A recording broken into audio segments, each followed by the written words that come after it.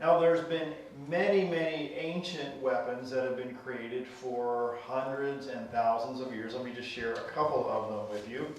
In 13th century China, they had landmines way back then. In fact, they were called the underground sky soaring thunder. So if you can imagine several hundred years ago how scary that would have been to people that were contemplating attacking another group.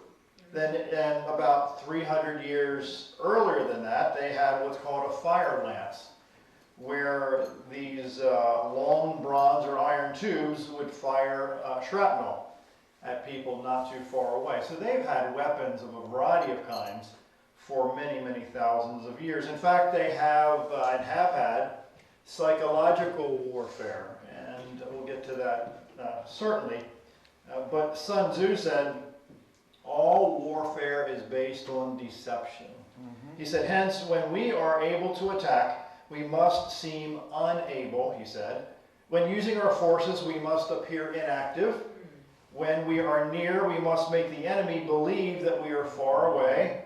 When far away, we must make him believe that we are near. Again, warfare is not only used by guns and torches and landmines, but it's also used by mind games that are played still these days. So turn over to 2 Corinthians chapter 10 in the New Testament. The New Living Translation puts it in a pretty unique way. 2 Corinthians chapter 10, and starting in about verse 1. 2 Corinthians 10, starting in about verse 1. It says, now I, Paul, appeal to you with the gentleness and kindness of Christ. I could just pause right there and invest about another half hour just in that little phrase, but I'll stay on point. He says, though I realize you think I am timid in person and bold only when I write from far away. Sounds like the internet these days, doesn't it? How, you wouldn't say certain things face to face, but you get online, you say some pretty ugly stuff. But again, that's another half-hour sermon. We'll leave that alone. Verse 2. Well, I am begging you now, so that when I come, I won't have to be bold with those who think we act from human motives. Let's get to the point. Verse number 3. He said in this paraphrase, we are human, but we don't wage war as humans do. We use God's mighty weapons, not worldly weapons, to knock down the strongholds. The King James puts it for pulling down strongholds. In fact, the Greek phrase is the destruction of strongholds. We'll get to that in just a few here. He says of human reasoning to destroy false arguments. We destroy every proud obstacle that keeps people from knowing God. We capture their rebellious thoughts and teach them to obey Christ. Verse 6 now. And after you have become fully obedient, we will punish everyone who remains disobedient. Let me go back up to the pulling down of strongholds. Keep that thought in your mind. We'll come back to that very, very soon. Strategic warfare doesn't happen by accident. Have you ever had a meeting that you had to have or be involved in, and you had to prepare for an extended period of time for that meeting? You never want to go into an event or a meeting or some sort of conference not knowing what you're going to say, because you're going to end up on the short end of the stick, right? That's kind of like what warfare is all about. In fact, in the King James Bible, it says that they use the word carnal. And that word is, or the translation of that word is fleshly made or an uninspired nature. Now don't raise your hands, but I think many of us have had days, or maybe hours, maybe not full days, but maybe hours where we have had that uninspired nature, where we have allowed our frustration, our anger, our fear, our anxiety to take over. And in fact, some of us can live in that zone for days at a time if we're not careful to get our minds in the right direction, which we'll get to that maybe another day. A paraphrase of this text by a gentleman by name Rick Renner. He says, our God-given weapons, listen, our God-given weapons are to be used in connection with a divine strategy. Interesting term. He says, but don't look to the flesh to find the strategies. For the battle you need is not going to arise over your natural talent, mental exercises, and effort.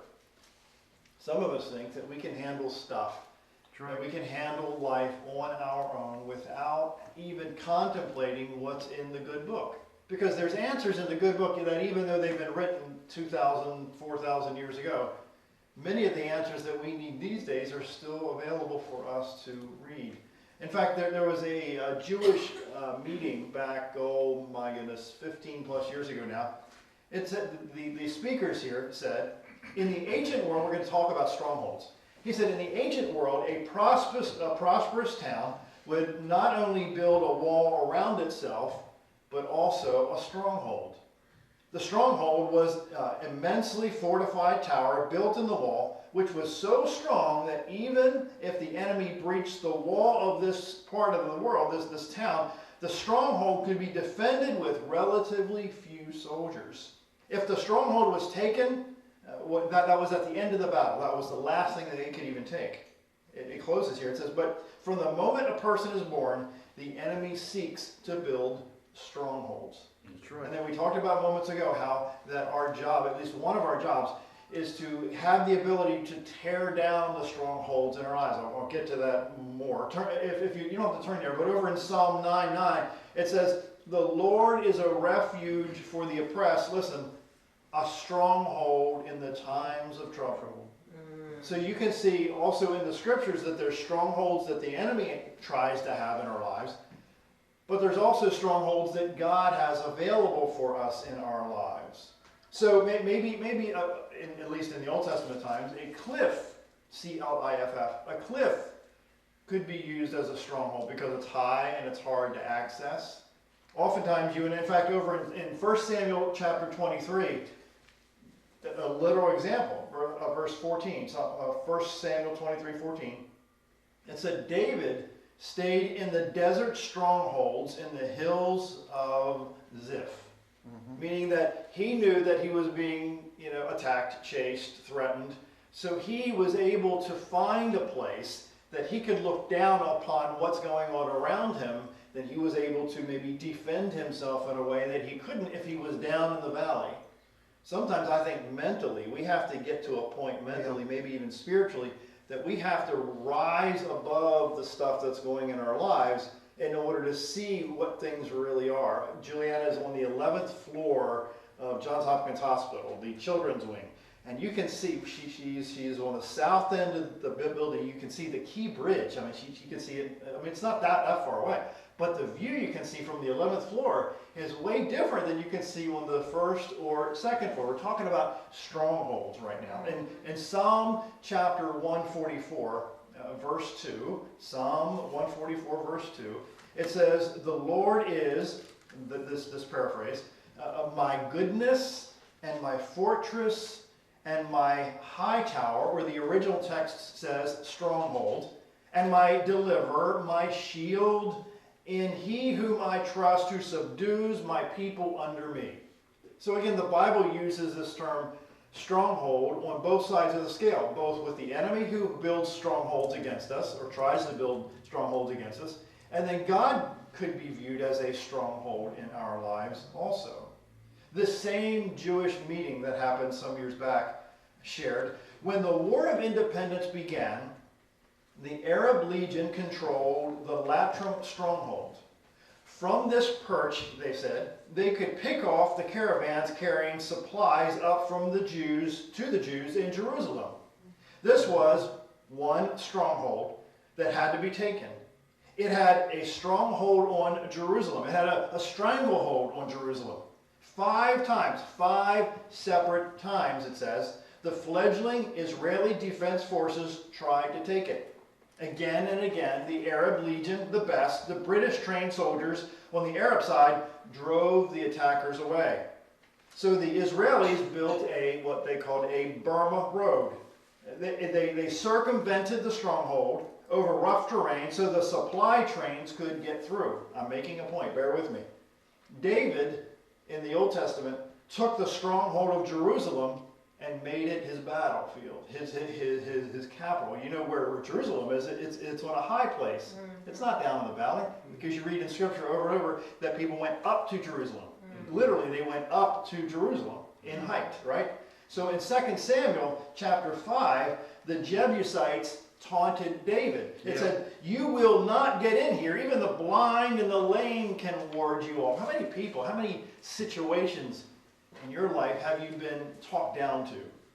Or spoken like you don't have a clue what you're talking about? When people don't have a clue that you have a clue what you're talking about. Have you ever been, all of us have been insulted in that way. They think that you don't know when you really do know. They thought, David can't get in here. David doesn't have a clue. He was a former shepherd, right? He doesn't know what he's talking about. But David was determined to stand his ground. Joab, if you remember, broke through a tunnel, didn't he? And he got the job done. So there's always a way. It's just to find a way. You got to be determined enough to find a way to get stuff done. There's always a way to get it done. Over in Jeremiah chapter 51, ancient Babylon was also built up as a seemingly invincible stronghold. Again, Jeremiah 51, verse 53, declared, even if Babylon reaches the sky and fortifies her lofty stronghold, this is God talking in the scripture, I will send destroyers against her. So even if stuff seems impossible, listen, I'll say it again. Even if stuff seems impossible, it doesn't necessarily mean that it's impossible. Because I know you've seen it, and I know I've seen it, that as maybe the old King James puts it, that deliverance can come another way. The answer can come a way that you least expect. How many times has that not happened to you? That you thought that there's no way X, Y, Z can happen. And you open up every door, you open up every cabinet, you turn over every rock, but you had no clue that the answer was coming in a direction that you least expected, even from the people that you least expected it to come from. Over in 2 Samuel chapter 22, verses 2 and 3. Again, 2 Samuel chapter 22, verses 2 and 3. David said, the Lord is my rock, my fortress, listen, and my deliverer. It's talking God, this is David talking, that God is his rock, his fortress, his deliverer. He says, my God is my rock, in whom I take refuge. He says, my shield and the horn of my salvation. He is, this is David talking. He says, he is my stronghold, my refuge, and my savior. From violent men you save me. So if the stronghold is a high place, a physical high place, then maybe, I don't know, maybe you and I have to get mentally to a higher place. Maybe we have to get spiritually to a higher place. Maybe we have to look at things from a higher place in order to see things that we might not see when we're in the valley. And believe me, I live in the valley a lot of days, and I think you live in the valley a lot of days. But in order to see things that you can't see, you have to take the steps to the high place, which takes a long time. Sometimes your legs get tired. Sometimes you get weary. Sometimes you get discouraged because you don't think that you'll ever, you don't think that you'll ever reach the high place until you get to the high place. In fact, we were at the hospital yesterday, and we got on the wrong elevator, and it was the Passover elevator. On Saturdays, it stops at every single floor because the Jewish culture doesn't, it's work to push the buttons on the elevator. So every Jewish hospital, there's one elevator that stops on every single floor. So I thought we were never going to get where we need to get to. So at like I don't know, 5 floors, guys, I don't know what it was, or 6 floors, but where we had to go, I was like, I'm done with this. I got off at the next floor and hit the Gentile elevator, which is a lot more Gentiles than Jewish elevators in there. So I hit the Gentile elevator, and that took us where we needed to go pretty quickly. The point being that sometimes you have to find a way to find a way. Hear me, sometimes you got to find a way to find a way. Because I would be the first to tell you that stuff doesn't always come knocking at your door. That's right. Sometimes you got to go, you got to search. You got to be diligent. You got to put in the time. You got to put in the effort. You got to put in the blood and the sweat and the tears that sometimes takes an extended period of time.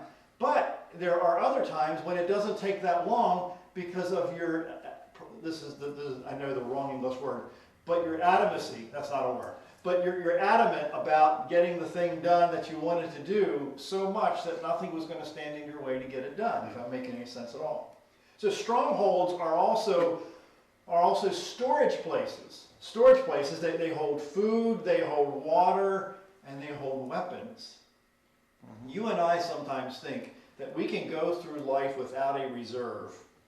That we maybe can go through life without having some sort of a backup stuff. Maybe you think that you know you don't have to go to the store too often. Maybe once a year you can go to the grocery store. That's not going to feed you. That's not going to keep you going. You have to keep stuff in stock just in case.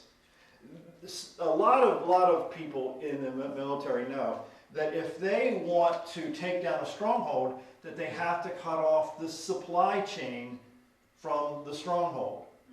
I would suggest, this is just simply my idea, but don't you think that sometimes we cut off our own supply chain by the way we think, by the way we behave, by sometimes the way we treat people, maybe the way we think. Maybe we only focus on this one avenue when there's all these other possibilities that we are not even looking at, and our answers are walking right behind us, and we're not keeping an eye on those things because we don't think that it can come from that angle. That makes any sense at all?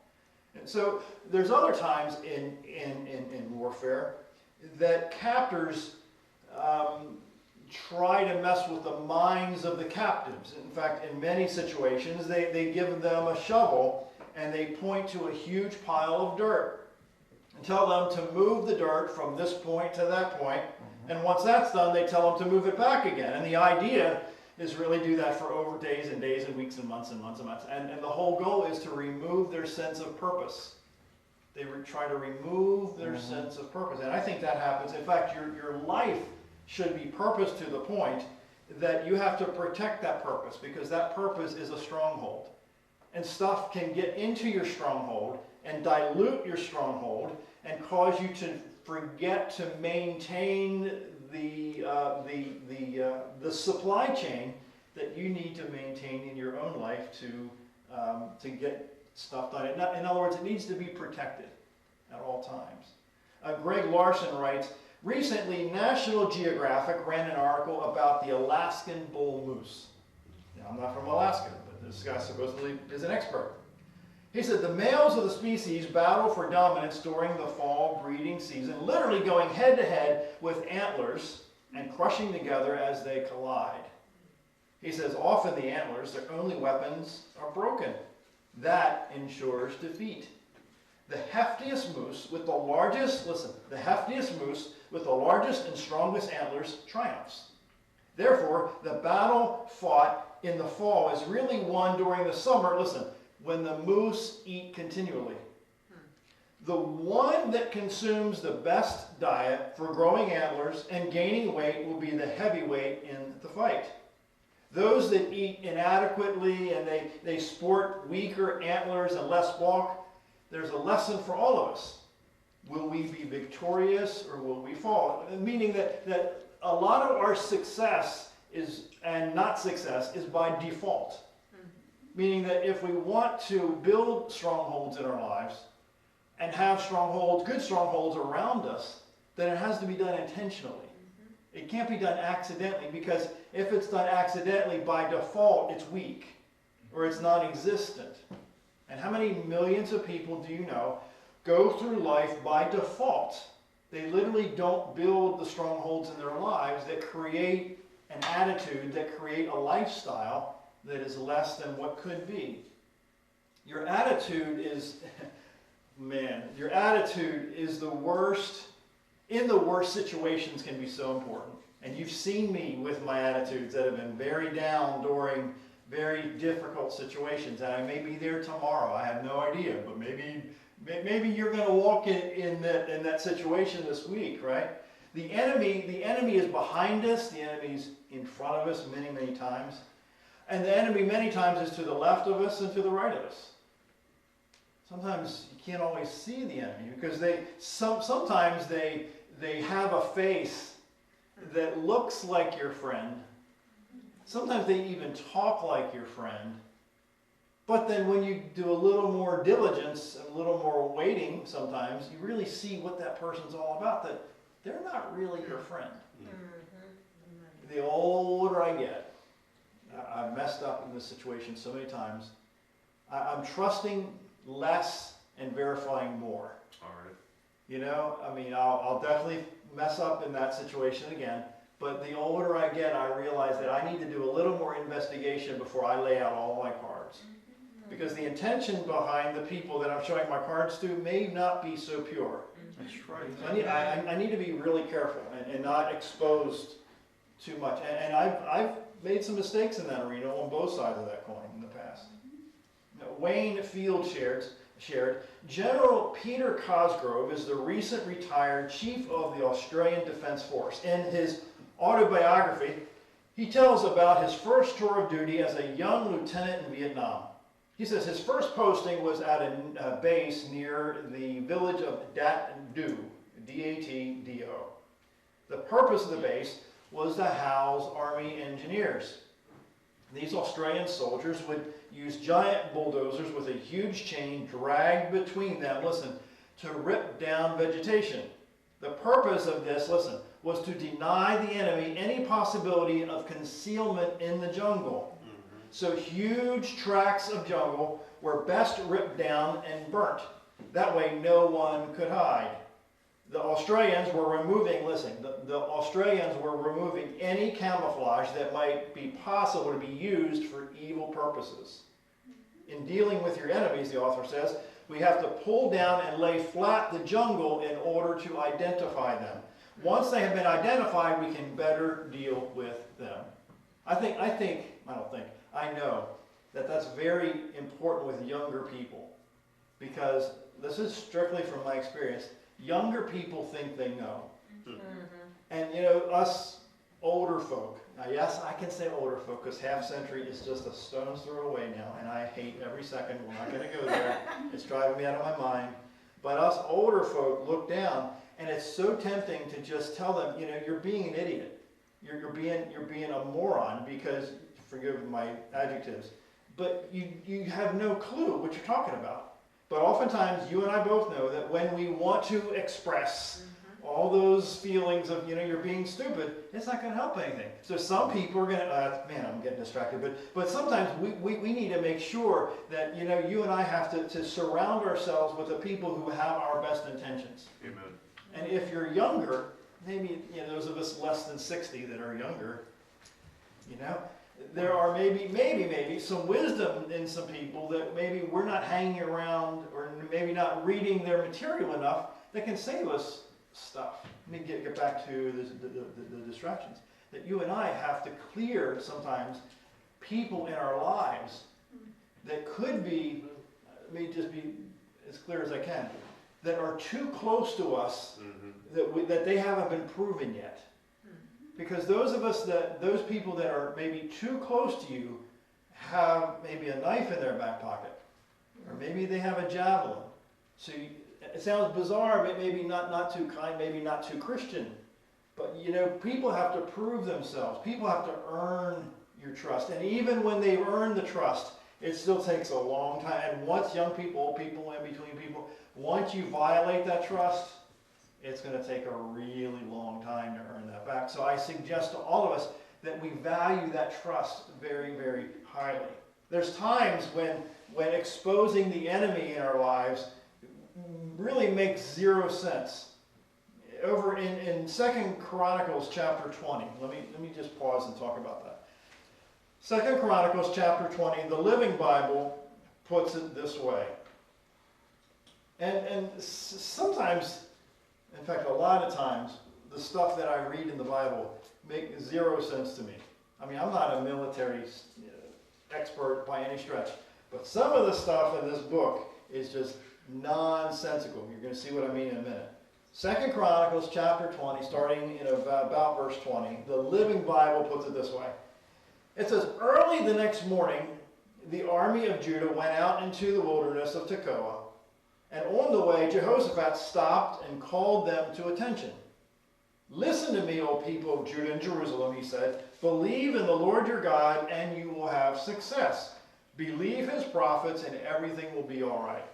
Okay, that's general encouragement. I can handle that.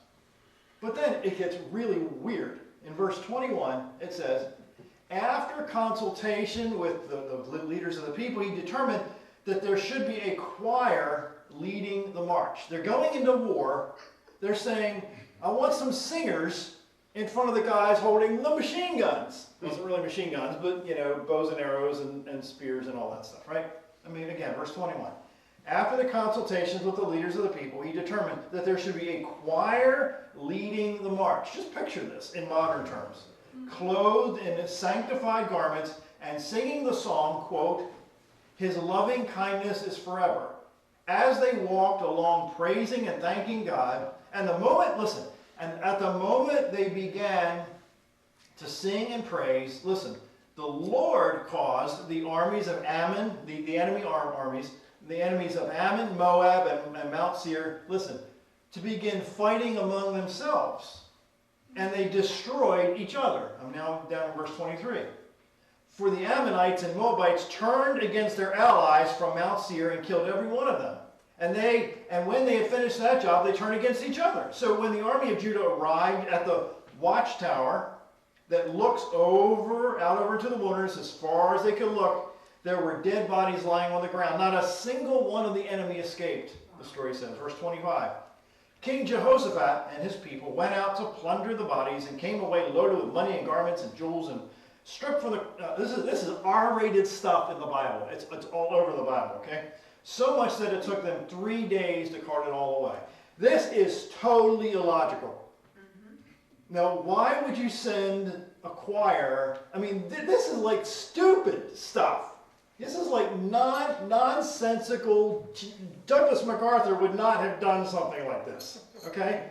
So the point is, the stuff that God teaches in the Bible that work make no sense.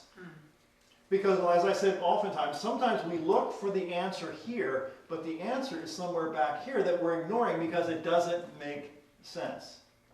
I think the older I get, most of life doesn't make sense. The answers that you seek sometimes don't, let me rephrase it. The sources of the answers that you're seeking sometimes don't make sense. Sometimes, I found this to be true, sometimes the least educated people have answers that you may be looking for because they're going to come at you from a road that you're not expecting, that can give you an aha moment, if you will, because you don't think that wisdom can come from that source. Does it make any sense? It could be somebody 90 years old. That's the example I have in my head. These older folk know a little something, something. Okay? They've been around the tree that you've been walking around trying to figure out the tree. They mastered that tree 40 years ago. And you think they're old and decrepit and in the nursing home. Well, they got a boatload of wisdom if you just ask. If you just seek them out. Seniors are, generally speaking, not stupid. They've been around that tree a few dozen times, longer than us. There's times that the weapons that you and I are asked to implement make no sense at all.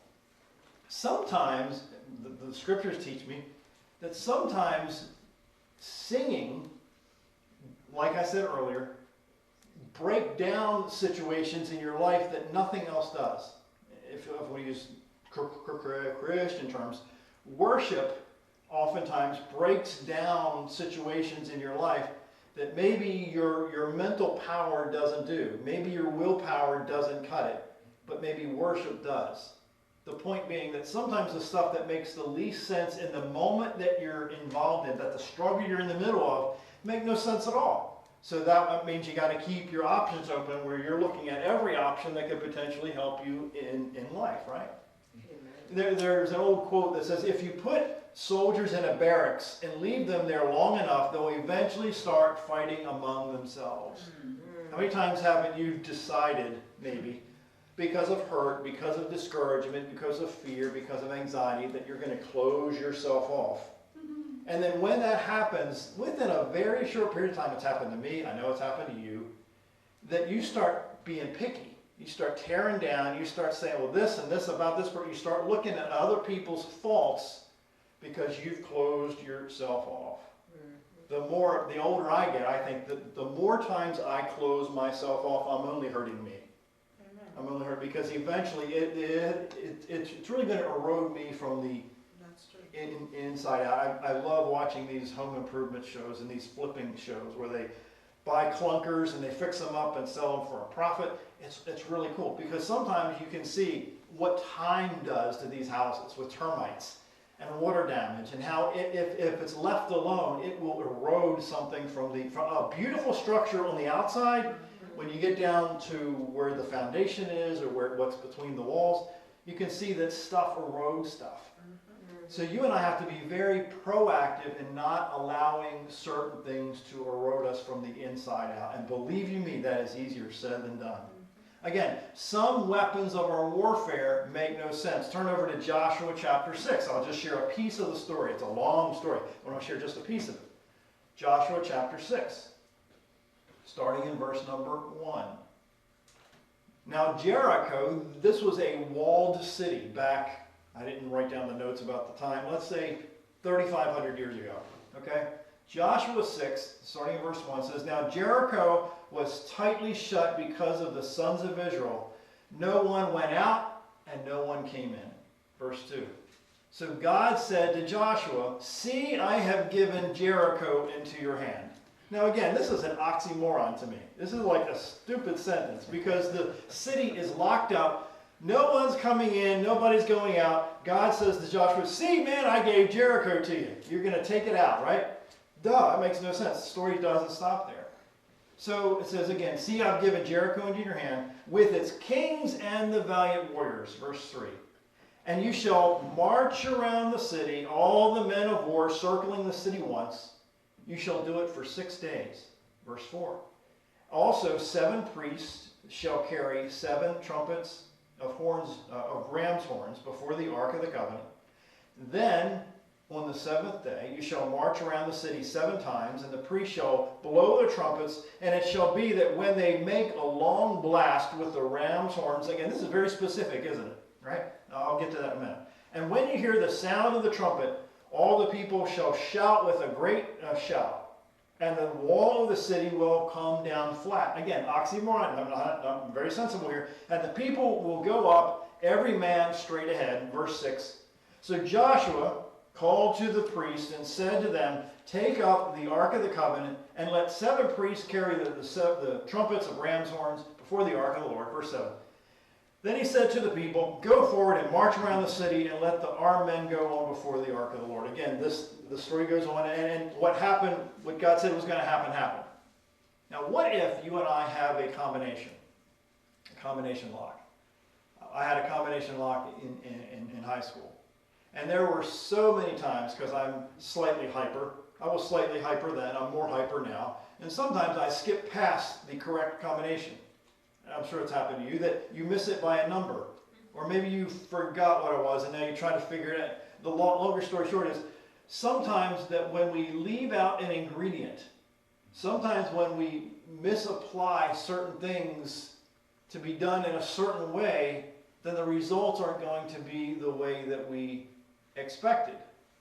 And you could go through example after example after example. But there, at least in this story, just speaking from this story, what if they would have left out one of the details? Would the walls of Jericho come down? Or would they have said, well, you know, if we cut this out, or we budget this out, we didn't buy enough ram's horns, or, you know, we forgot, you know, Joe was sick that day and this guy wasn't, you know.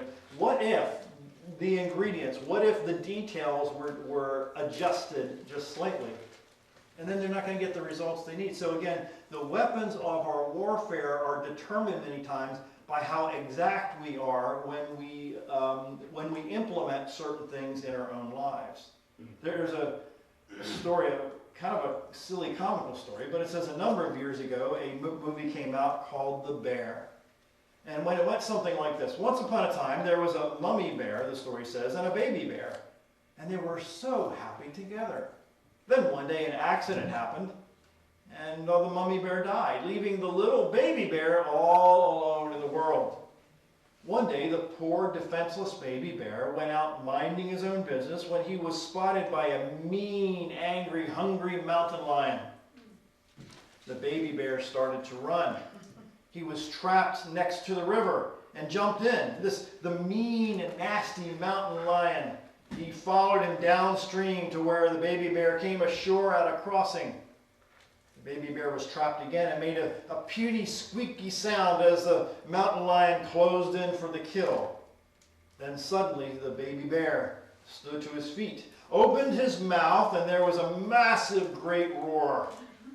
The mountain lion suddenly remembered that he had something else to do and ran for his life. He was terrified. How did the little baby bear do that?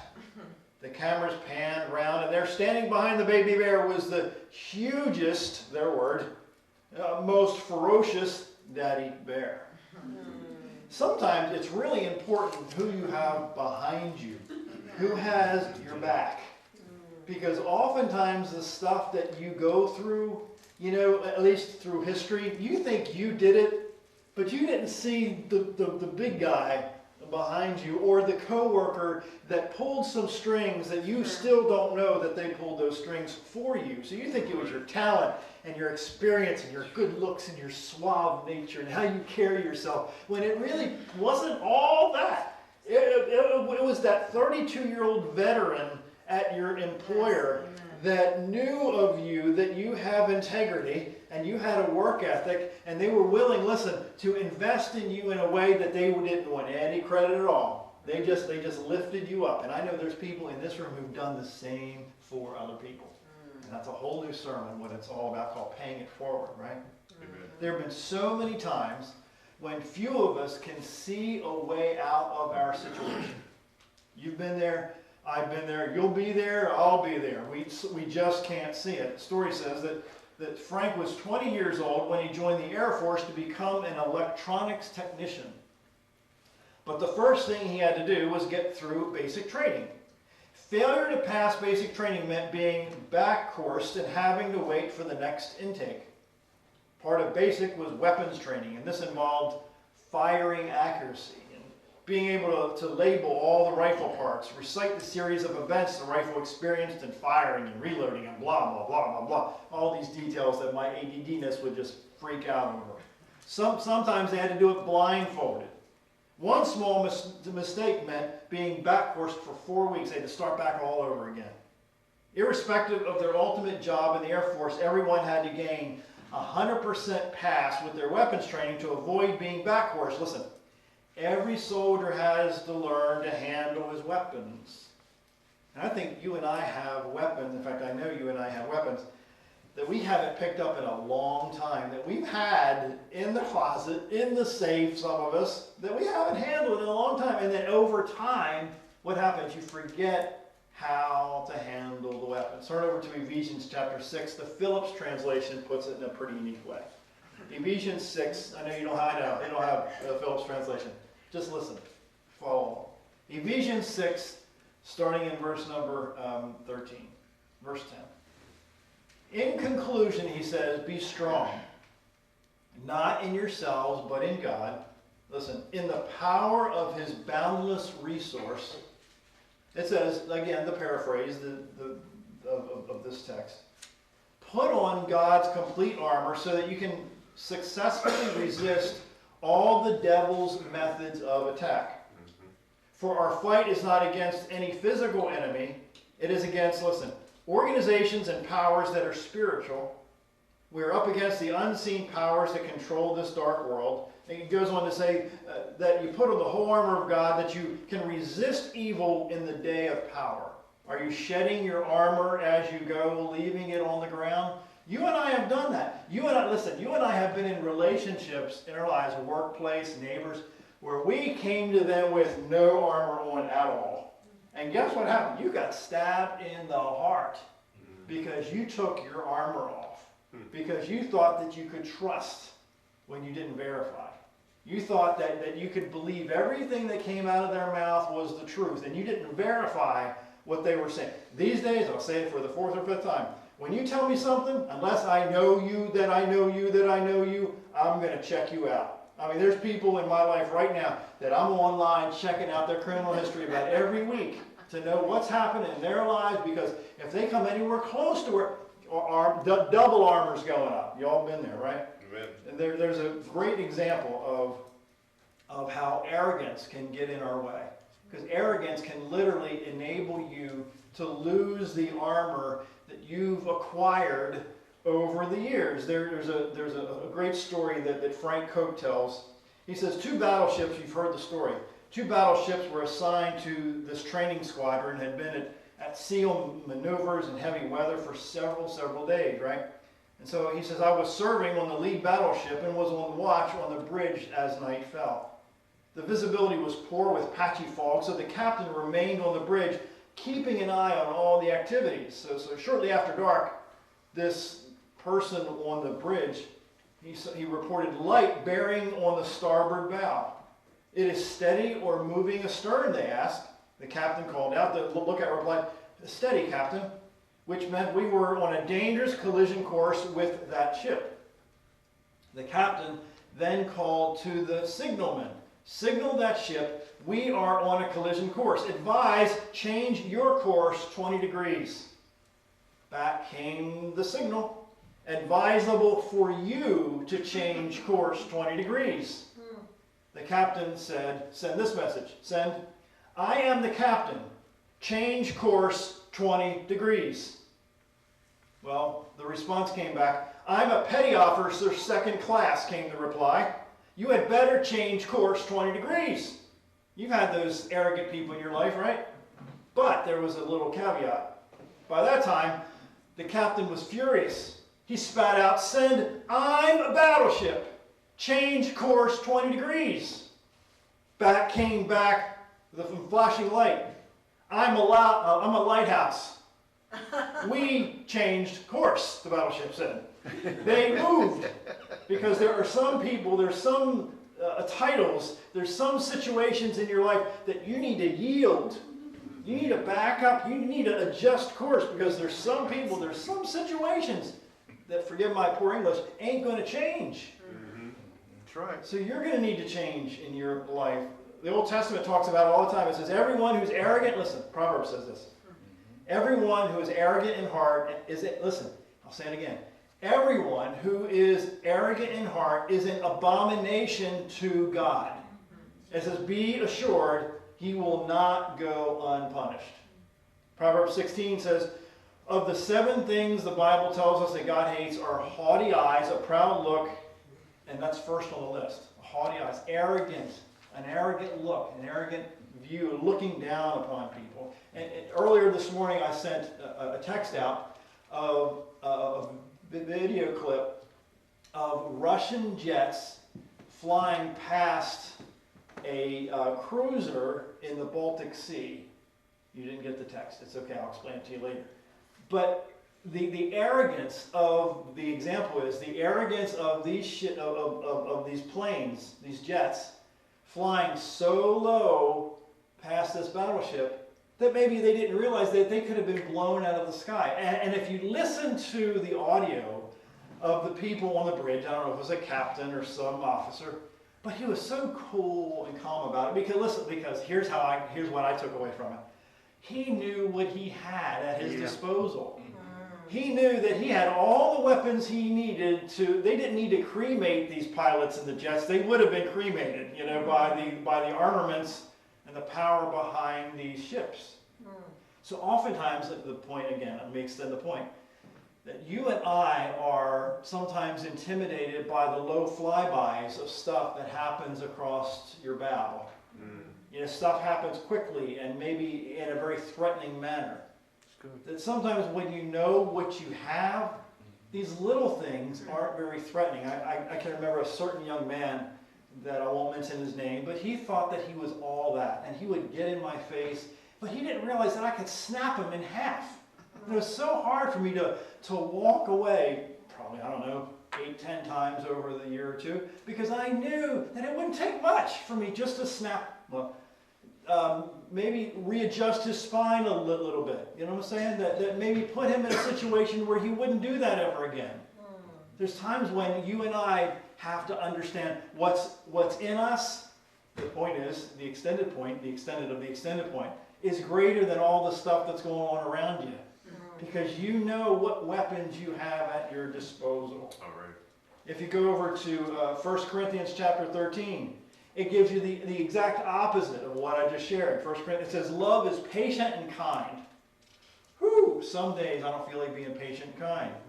1 Corinthians 13:4, it says, love does not envy or boast. It is not arrogant. Listen, so forgive my simplicity here. But if Proverbs says that God doesn't like arrogant people, and he views it as an abomination to God, and here in 1 Corinthians it says that love is patient and kind, love does not envy or boast, it is not arrogant, then what does that tell me what God would rather have in all of us? A loving heart. Right? That's what attracts God to us in our own lives. Over in Philippians 2, it says, do nothing from rivalry or conceit. But listen, this is the part I like. But in humility, count others more significant than yourselves. Philippians 2:3. Again, in humility, count others more significant than yourselves. That is, always having a servant mindset. Always having a servant posture. Because when you and I have a servant posture, there's no room for arrogance. There's no room for pride because you look at everybody around you that's better than you or above you. So if you serve all, this is what I read in the Bible all the time. When you and I serve other people, that's the attitude that God loves in all of us. Am I making any sense to you here today? William Ward writes, discouragement is, and then let me back up a minute. There's other times when pride sometimes gets in the way, but there's also times, I'm really hurrying to wrap it up. There's times in life when discouragement crawls into bed with you every night and then stares back at you in the morning when you look in the mirror to brush your teeth. Discouragement. So there's William Ward writes, discouragement, listen, is dissatisfaction with the past. Think about this a minute. Let me slow it down to half speed. Discouragement is dissatisfaction with the past, distaste for the present, and distrust of the future. This is William Ward's words. He says, it is ingratitude for the blessings of yesterday, indifference to the opportunities of today, and insecurity regarding strength for tomorrow. Again, William Ward. I think William Ward lived about 100 plus years ago. It is unawareness, he says, of the presence of beauty, unconcern for the needs of our fellow men, and unbelief in the promises of old. He ends with, it is impatience with time, immaturity of thought, and impoliteness to God. That's a big definition of what discouragement can be in our lives.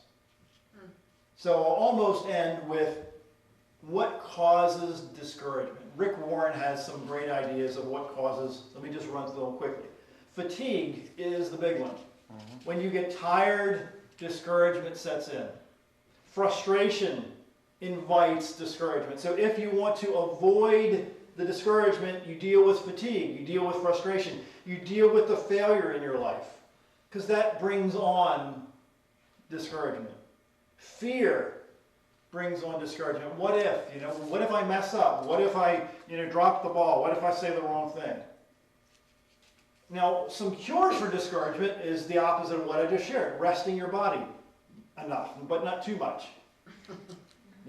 Young people, teenagers, especially mid-teens, they could sleep 14 hours a day and not blink an eye about it. I mean, that's like more than 2/3 of my day is done, and you're still in bed at X time. I'm not going to name names. When you reorganize your life in a way, that's more appropriate, then guess what happens? Let me say it a different way. When you declutter your life, then discouragement kind of takes a back seat. Because clutter, and I can be clutterful. That's not a word, is it? I can live in clutter if I'm not careful. So while Tammy's in the hospital for a month, I'm reminding myself is, what would Tammy do? Not what would Jesus do, what would Tammy do? Because the last thing I want to do is Tammy to surprise me and walk home and, oh my God, the house is a wreck. And then she goes bananas because she's very organized. The point is that clutter can cause stress. Clutter can cause anxiety. So you and I have to maybe reorganize our lives in a way that there's less clutter, so that there's less stress, which will then be less fatigue, less anxiety, then then discouragement may not take over. Napoleon Bonaparte said one time, in war, listen, in war, the morale is to the physical as 10 to 1. Now, let me slow that down to 1/10 speed. In war, the morale is to the physical as 10 to 1. What that says is that if your morale is down, then you don't have the willpower to fight. When the morale is up, then you may not have all the weapons you need, but you think you do, so you can take on any enemy if your morale is up. So isn't it important, I'm only speaking to me, isn't it important for you and I to keep the people in our lives and stuff in our lives in a way that help us maintain the morale that we need?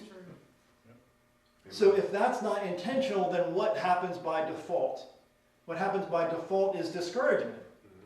When you don't think that you can take another step ahead because you haven't created an environment in your own life and organized your life in a way that will help you take steps up to the strongholds that I told you about that you need to maintain in your life in order for good things to happen in your life. So I end with in 2 Corinthians chapter 10. We're human, but we don't wage war as humans do. We use God's mighty weapons, not worldly weapons, to knock down the strongholds, the destruction of strongholds. Verse 5, we destroy every proud obstacle that keeps people from knowing God. We capture their rebellious thoughts and teach them to obey Christ. You and I have to be proactive is the point I'm trying to make here today. Because our weapons are not like the weapons that you and I would expect. So I'll end with one story. A parable told by, I always say his name wrong, Reinhard Bonnke. He was an evangelist, or is an evangelist that was around for a long time. He said a man had a 2-story house. He heard a knocking and opened the door and found Jesus there. So he invited him to live in the house, and he gave him a room on the top floor. Jesus will only take what you give him, the story says. So the man was sleeping and heard a pounding on the door again. So he opened the door a crack, and the devil barged in. He had a terrible fight. Fighting to resist the devil and his temptations, he was yelling out for help all the time. Eventually, he managed to throw the devil out. In the morning, he said, "Why didn't you help me last night, Jesus? Why didn't you help? Couldn't you hear me calling out for help?" So Jesus said, "The problem is you've got this big house to yourself, and I've only got this one room. Man, I see your point. You can have the whole top floor, so I'll just keep the bottom floor." He says, "Okay." So the man was sleeping and heard a pounding on the door and opened the door a crack, and the devil barged in again. He had a terrible fight, trying to resist the devil and his temptations and yelling out for help all the time. Eventually, he managed to throw the devil out again. In the morning, he said, "Why didn't you help me, Jesus? Couldn't you hear me calling out for help?" So Jesus, he certainly responded calmly and meekly. He says, "The bottom floor, to yourself. Man, I see what you mean. From now on, the whole house is yours." So that night, the man went to sleep, and this time Jesus went to the door after he heard a pounding at the door and opened it wide and stood in the doorway. The devil looked at him and bowed very low and said, "I'm sorry, but I think I knocked on the wrong door." I think you and I have to master the weapons that we have in our own lives. So when we master the weapons that we have in our own lives, then the results are going to be in a manner that we haven't experienced heretofore. Because when we master the weapons, then we can really overcome and take on more than we think that we can take on when we master the weapons that are available to us 24 hours a day, 7 days a week.